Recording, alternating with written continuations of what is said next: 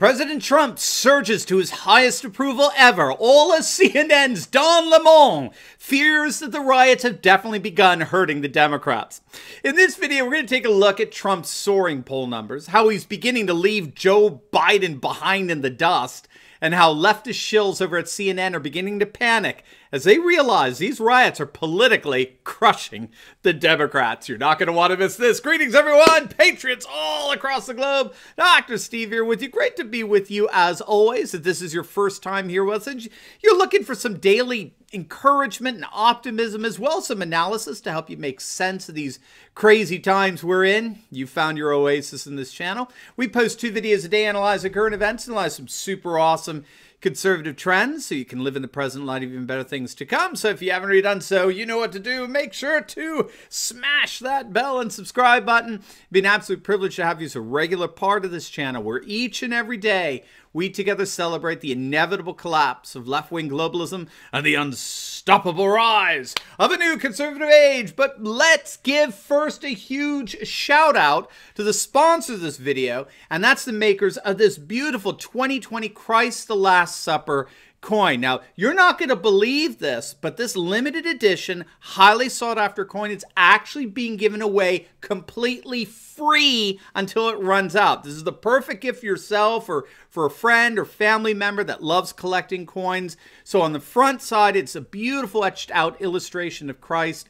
And on the reverse side, it's a perfectly etched illustration of the Last Supper. Absolutely beautiful. Now, like I said, for a limited time, the Last Supper coins are absolutely free, so they're going to go fast. You need to click on that link below today before they are all out. Once they run out, that's it. You're not going to have another opportunity like this again. So do not wait. Make sure to click on that link below or visit their website at sendmejesus.com and include this little blessing in your life today. All right, gang, let's dive right in here. Man, we're just halfway through the Republican National Convention, which by all accounts is an astonishing success. It's captivated even leftist liberals. It's galvanized conservatives. It's convincing and converting independents. We talked about that yesterday.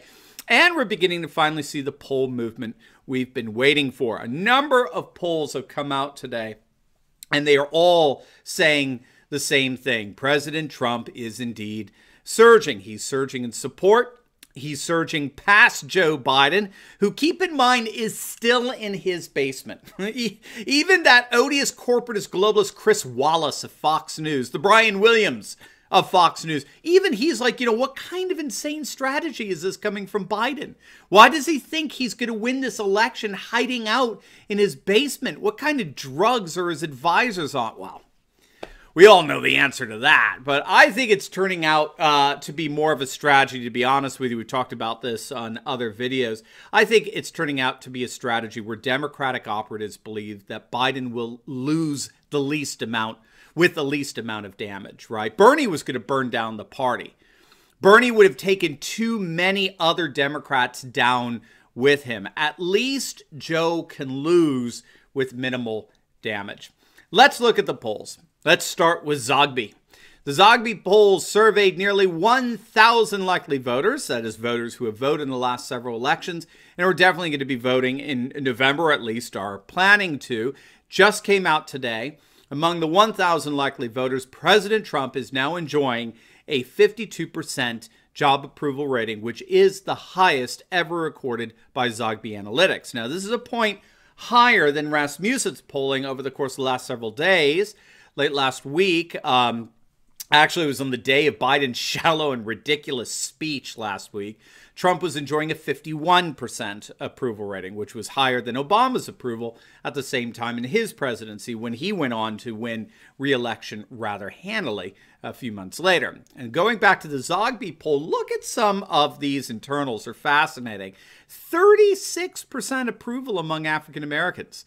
That keeps coming back, that number, right? Trump's approval among blacks keeps hitting these ridiculously high numbers, ridiculously high, given the fact that blacks are a political demographic that vote anywhere from 90 to 95% for the Democrat in presidential elections. But this level of support for Trump is not unprecedented. There was a Rasmussen poll last year placing the president's approval rating among Black Americans at 36%. Now, at the time, it was quickly dismissed as an outlier, but other polls like this one have confirmed a smaller or similar upward trajectory. The NAACP's own poll shows Trump with a 21% support among blacks. So this is very interesting.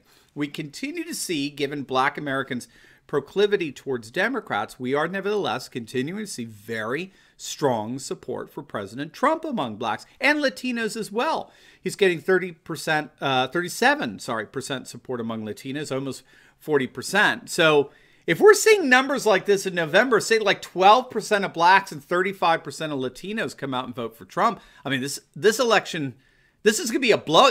You're going to have a new standard for a landslide victory after this. Now, we mentioned Rasmussen. We got some more good news. Today is Wednesday. And on Wednesdays, Rasmussen releases his head-to-head poll, the results for Trump versus Biden. Now, just to give you some context here, just a month or so ago, right, at the end of July, Rasmussen had Trump losing to Biden by 8 points. So where are we today? As of today, it is a statistical tie, 46% to Trump's 45%. Biden's lead has completely collapsed. The race is now officially a dead heat. And we've been seeing the surge now for the last month. So last week's Rasmussen poll showed Trump down 4 points, 48 to 44%. So he's gone from 8 points down to 4 points down now to a statistical tie. Absolutely astonishing surge. Want some more good news, right? Not tired of winning yet, are you? You better not be. Look at this. Trump is up in Wisconsin, which matches the results of the same poll a few weeks back. Remember, prior to 2016, Wisconsin hadn't voted for a Republican president since the 1980s. And look at this. Trump and Biden are neck and neck in the single most Democratic state in the union, in Minnesota. Minnesota's as blue of a state as they come. It has not voted for a Republican presidential candidate since 1972. Not even Massachusetts is historically that liberal. The polls coming out of Minnesota has Trump and Biden tied in a state that has not voted Republican in 50 freaking years. A Trafalgar group poll has the race at 46% each, and this is corroborated by an Emerson poll of over 700 likely voters, which found Biden with 50% support, Trump 47% in Minnesota.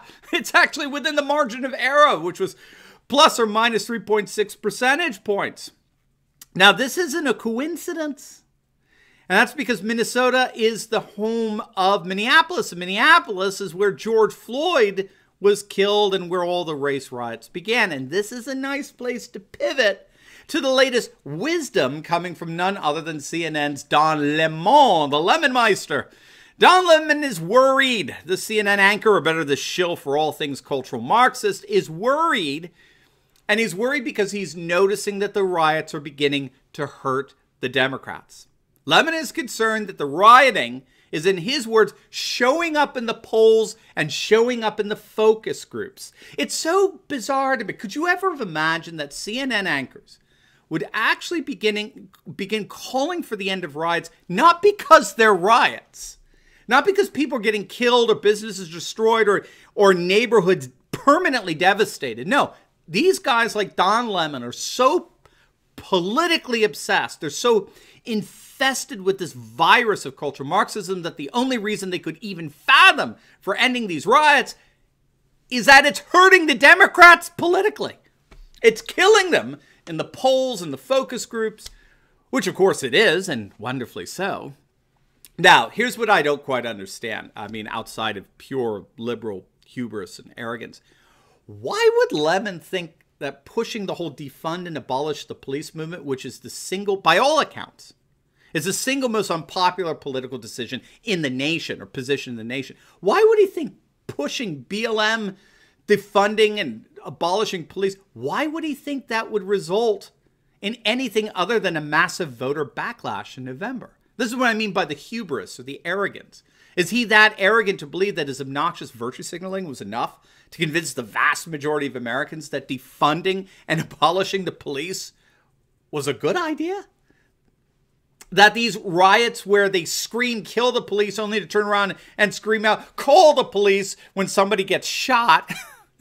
Was Lemon so arrogant to actually think that shilling for these riots was going to win over the vast majority of the voting public? There were a number of pundits who recognized pretty early on that the Democratic platform for November was turning out to be an abject disaster. Black Lives Matter, defunding the police, destroying and desecrating monuments. This was all turning out to be an absolute political disaster. No amount of propaganda from the left-wing Marxist media was going to be able to save them. We pointed out several times in this channel, several times in other videos, that we actually know why this is the case. Again, we've talked about it numerous times. We have studies that show that riots and acts of civil violence and destruction have the effect of making America more conservative. An assistant professor at the Department of Politics in Princeton recently published a paper concluding that the political effects of riots consistently benefit the political right. What he simply did is he looked at the 137 violent protests that followed Martin Luther King Jr.'s assassination in April 1968. He actually looked at more riots, like the Watts riots. And he found that if your county was proximate to the riots, then that county voted 6 to 8 percentage points more for the Republican candidate than it did in the previous presidential election prior to the riots. Riots turned the nation to the right. Riots turned the nation to the right. And I think that's exactly what we're seeing in Minnesota, why Biden and Trump are tied in the most blue state in our nation when it comes to presidential politics. And that's, of course, because Minneapolis has virtually imploded as a result of these race riots and all the chaos and looting and destruction that blew up after the whole George Floyd killing there. And Minnesotans are like, you know, I may not like him, but Trump and the Republicans are the only ones standing in between me and these rioting and looting thugs. I'm voting Trump. And again, this is happening in the single most liberal state in the nation, at least when it comes to voting for presidents. So if Trump wins Minnesota, or is on course to win Minnesota, well, then let's just say that for Don Lemon and his leftist ilk over at CNN, it's going to be a long and painful 4 more years. Now, before you go, make sure to like this video, comment down below, and subscribe to my channel. And you will definitely want to check out my latest video I just uploaded on the latest in Kenosha, how the Kenosha riots are an absolute disaster for the Democrats, as leftists are now actively engaged in destroying themselves. You are not going to want to miss this. So make sure to click on the link, and I will see you over there. God bless.